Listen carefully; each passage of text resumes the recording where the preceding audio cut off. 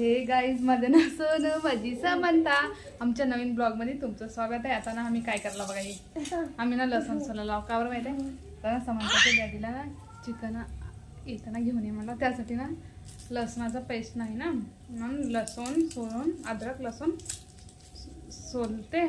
अजून एक ना खलबत्तीमध्ये वाटल्यानं चांगलं लगेचच्या लगे कसं आहे वास छान येते, ते वाटून ठेवलं ना कसतरच वास येते, हे वेगळंच वास येते। फ्रीजमध्ये ठेवल्यानं पण वास येते, त्यासाठी ना मी लगेच घालते खलबत्तीमध्ये लगे कुटायचं लगे घालायचं तर छान वास येते।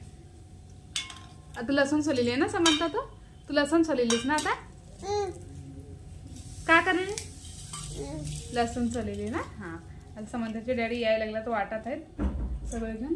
चला आम्ही लसूण सोलतो, तुम्हाला नंतर बोलतो। त्याचे डॅडी ना घरी यायला त्याने ना रेसिपी करला, चला मी तुम्हाला त्यांची रेसिपी दाखवते।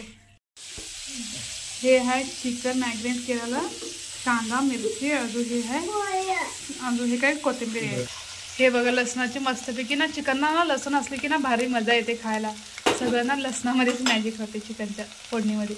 कांदा अजून मिरची टाकलं, हे मस्तपैकी ब्राऊन झाल्यावर ना चिकनचे पीसेस ह्याच्यामध्ये घालणार मस्तपैकी, वापाने कसं वगैरे बघा।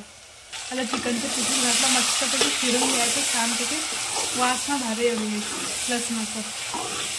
हे बघा चिकनचं फायनल लुक किती भारी आले ना, छान आले। एकच मिनिट असं मला ना पहिले फिरून दाखवते, काळं ना असं आले की छान असं थोडंसं पाणी घातल्यावर रस्सा खायला येते म्हणून असं छान लागते। चला आता जेवण करणार आहे, कांदा त्यांनी कापून घेतले आहे, जेवण करूया।